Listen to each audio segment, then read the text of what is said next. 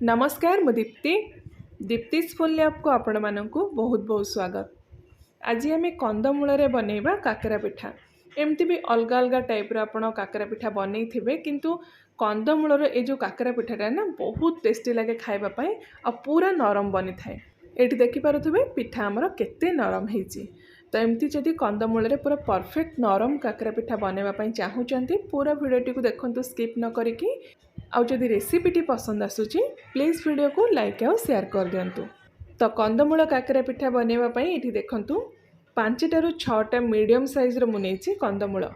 तो ये ना कंदमूलर जो परफेक्ट मेजरमेंटा मुझे पर कहबी। फास्ट आम कंदमूल को सीझेदबा जेहेतु कंचा अच्छी भल भाव फास्ट आपड़ यहाँ को परिष्कार भाव धोईदेवे।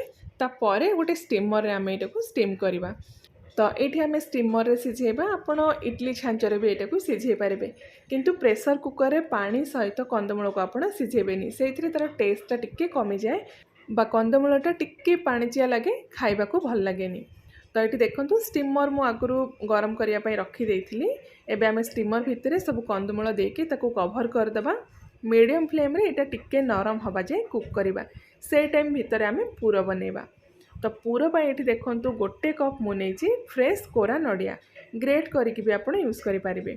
ता सहित ये मुझे चीनी यूज करी। आपन को जी मिठा दरकार से हिसाब से आप चीनी ने। मुझे गोटे कप रु टिके कम चीनी यूज करी। चीनी जगह भी आप गुड़ नहीं पारे। तो टिके समय आम भाजीदबा जमी चीनीटा मेल्ट होगी आमर जो पूरटा टिके एमती सुखिला हो। ये देखो यही टाइप जिते आपंकर पूरटा टिके सुखिला हो जानवे जो पूरटा आपंकर पूरा बढ़िया से भाजी होगला। तो नेक्स्ट आम एथे ऐड करवा अधा छोट चमच गोलमरीच गुंड ता सहित 3 ରୁ 4टा गुजराती को छेचिक एथे मिक्स करदबा। सब जिनस को आउ थे भल भाव गोलेदबा। तापर गैस फ्लेम को ये बंद करदबा। आमर जो स्टफिंग बा पूरा पिठापाई पूरा रेडी होगला। तो एबे आम पूरटा को साइड रखीदबा। आउ नेक्स्ट आम देखीदबा कंदमूल आमर सीझी कि नहीं। टिके गोटे टूथपिक बा एमती गोटे कंटा चामच आपण भितर इनसर्ट करके चेक करेंगे। जदि नरम लगे जानवे जो कंदमूल आपणकर सीझीगला। तो ये कंदमूल आमर सीझी जाइए। गैस फ्लेम को आम एबे बंद करदबा।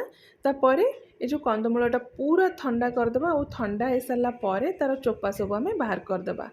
तो ये जो कंदमूल पिठाटा ना बहुत टेस्टी लगे खायापी। अलग अलग टाइप आप घरे काकरा पिठा बनई थे किंतु सबू काकरा पिठाटू ये जो काकरा पिठाटा बा कंदमूल काकराटा पूरा नरम बनी थाए। तो ये देखो गोटे चामच साहाय्य हाथ में आप चोपा सब बाहर करदे। तापर ये आम कौन करवा ना गोटे ग्रेटर साहाय्य कंदमूल को आम ग्रेट करदबा। जदि आप चाहिए गोटे भेजिटेबल मैशर भी मैश करें किंतु एमती जदि ग्रेट करदे कंदमूलटा आमर गोटा गोटा रही पूरा स्मूथ होगी सब ग्रेट हो। तो ये सबू कंदमूल को मु पूरा बढ़िया से ग्रेट कर देछि। एबे आमे ना एटा को मापिबा जो थरे कि काकरा पिठाटा आपनकर पूरा परफेक्ट बनिबो। तो ये गोटे मेजरिंग कप मु यूज करिछि। आपण जे कोनोसी घरर गिना बा ग्लास मापिबा पई यूज करि परिबे। तो जेतिके कंदमूल एठी मु नेइथिली ग्रेट कर सारला परे टोटल ए कप रे 2 कप हमर हला कंदमूल। तो कंदमूलटा को आप सब ग्रेट करके मापिकी नेबे से हिसाब से बाकी जिनस जदि आप नेबे ताले पिठा आपनकर पूरा परफेक्ट बनिबो। तो ग्रेट कर सारा पर ये आमर कंदमूल टोटल 2 कप है। तो नेक्स्ट हम कौन करवा ना गोटे पैन रे गोटे कप प्लस 1/4 कप माने गोटे कप रु टिके बेसी आम पानी गरम करवा। जो कप रे आप कंदमूल मापिकी नहीं सेम कप आप पानी मापिबा बा बाकी जिनस मापिबा यूज करेंगे। तो नेक्स्ट आम एथे ऐड करवा गुड़। मिठा पाई आप गुड़ जगह चीनी भी नहीं पारे। आ मिठार जो परिमाण ना आपण हिसाब से आप कम बेसी करके यूज करें। कंदमूल भी मिठा अंश थाए से हिसाब से मिठार परिमाण आप देखिकी यूज करेंगे। तो नेक्स्ट टेस्ट और फ्लेवर पाई गोटे चामच आम एथे पान महुरी ऐड करवा। ता सहित गोटे छोट चामच आम अदा को एमती ग्रेट करके मिक्स करवा। स्वाद हिसाब से लुण देदेबा बा एठी 1/4 चामच टिके बेसी मु लुण ऐड करिछि। जेकोसी आप मिठा जिनस बनातु जदि टिके से लुण मिक्स करदेवे ना तार जो टेस्ट पूरा बढ़िया बैलेंस होके आसे। तो टिके समय आम यहाँ फुटेदबा। तापर पानीटा जिते टिके फुटवा स्टार्ट हो जो कंदमूल आम ग्रेट करके रखी थे सब कंदमूल को एथे मिक्स करदबा। देन गैस फ्लेम को मीडियम रखिकी कंदमूल सहित आम पानीटा को टिके समय फुटेबा। तो ये ना भल भाव में एमती गोटे स्पैचुला साहाय्य कंदमूलटा को मिक्स करेंगे जमती एथिरे गोटा गोटा बिल्कुल भी रही। तो ये देखो यहाँ फुटवा स्टार्ट हो गलानी। तो जितेबाला आपणकर जो कंदमूलटा फुटवा स्टार्ट हो गैस फ्लेम को आप पूरा स्लो करदे। बेसी टाइम ये फुटेवा दरकार नहीं, बस गोटे मिनिट आप फुटेबे। तापर आम ए ऐड करवा गोटे कप सुजी। तो सेम कप मुझे यूज कर जो कप रे आम पानी आउ कंदमूल मापिकी नहीं सेम कप रे आम ए गोटे कप ऐड करवा सुजी। आ सुजीटा ना आप धीरे धीरे करके मिक्स करेंगे। गैस फ्लेम को पूरा ये स्लो करदे। स्लो फ्लेम रे एटा गोटे डो टाइप बनवा जाए ये कुक करवा।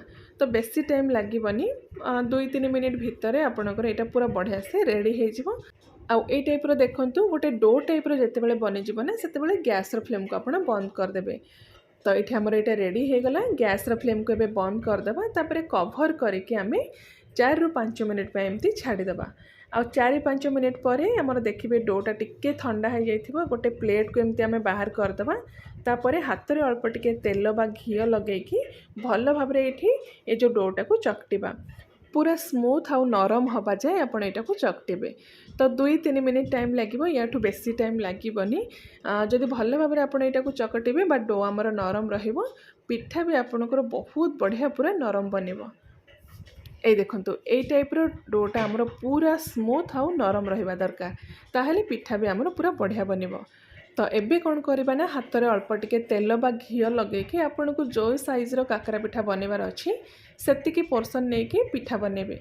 तो नॉर्मली काकरा पिठा तो समस्त को बनै आसे जेमती आपन घरे बनाती से वे रे पूरा आम स्टफिंग देके काकरा पिठाटा को बनैबा। तो ये ना गोटे जिनस सेयार करने मुझे भूली जाइए। जितेबाला आप कंदमूल सीझी सारापर ग्रेट करेंगे ना किसी कंदमूल अच्छी से टिके चेर चेर टाइप थाए, आउ किसी कंदमूल से बिल्कुल भी न थाए। तो मु जो कंदमूलटा ये यूज करी बिल्कुल भी कौन सी चेर टाइप नाला। आउ जदि भी अच्छी तो ग्रेट करला बेले सेटा आपणकर पूरा अलग हो। तो ये देखो सबू पिठा मु बनैक रेडी कर देछि। एबे आमे काकरा पिठाटा को फ्राए करवा। जेकोसी काकरा पिठा आप बनातु सब बेले हाई फ्लेम रे तेलटा को भल भाव गरम करेंगे। आउ हाई हीट रे आप काकरा पिठा फ्राए करेंगे। जदि तेल आपणकर गरम हो नथिबो पिठा आपणकर बहुत तेल सोक करिवो। तो ये देखो तेल गरम होगापाई मु आगु रखी देइथिली। भल भाव जितेबाला तेलटा गरम हो गोटे गोटे करके जेतिकीटा पिठा आपणकर कड़ाई रे आसुची सेतिकी पिठा देकी गोल्डन ब्राउन हवा जाए आम हाई फ्लेम रे एटा को फ्राए करवा। तो सबू पिठा एमती पकई सारा पर आप देखिए धीरे धीरे पिठा सब आपणकर फुलिकी एमती ऊपर भासीब। तो परफेक्ट काकरा पिठा बनवार यहाँ गोटे बहुत बढ़िया साइन। तो ये देखो सब पिठा धीरे धीरे आम फुलिकी ऊपर को आसूची। एबे आम पिठाटा बस गोल्डन ब्राउन हवा जाए फ्राए करवा। फ्राए होगापाई यहाँ बेसी टाइम लगे 2 ରୁ 3 मिनिट टाइम लगे हाई फ्लेम रे। तो एपट सेपट करके आप दुई पट साइड रू एमती टिके ब्राउन कलर हवा जाए फ्राए करेंगे। तो ये देखो आमर पिठा पूरा बढ़िया से फ्राए हो जाए। सब पिठा को एबे आम तेल रू बाहर करदे। नेक्स्ट बैच भी आप हाई फ्लेम रे एमती गोल्डन ब्राउन हवा जाए फ्राए करेंगे। तो ये सबू पिठा मु फ्राए कर देछि। आ ए जो पिठाटा ना आप एमती भी खाइबापी बनै पारे ना जेकोसी पूजा पर्वाणी दिन मानकर भी बनै पारे। ये देखो ये गोटे पिठा मु भांगिकी देखौछि। पिठा देखो ये केते नरम होइछि। तो जदि परफेक्ट मेजरमेंट सहित आपणे पिठाटा बनैबे तो पिठा आपणकर बहुत बढ़िया बनिबो। तो आशा करुँची आज रेसिपीटी आपण समस्त को पसंद आसथिबो। जदि रेसिपी पसंद आसीची प्लीज़ वीडियो को लाइक और शेयर कर दिंतु। चैनल रे नुआ देखुथिले चैनल को सब्सक्राइब करिया पे बिल्कुल भी भूलिबेनी। मु आउ थरे आपण मानक पई गोटे बहुत ही बढ़िया नुआ रेसिपी नै के आसीबी। Till then take care and bye bye.